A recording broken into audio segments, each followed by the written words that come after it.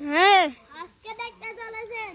এই গাছের আজকে মারি অবস্থা দেখছেন আপনারা এই গাছে আমি একদিন মাইরে কি করছি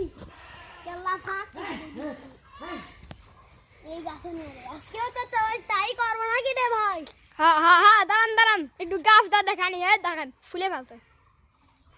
একদম ফুলে ফেলছে ওই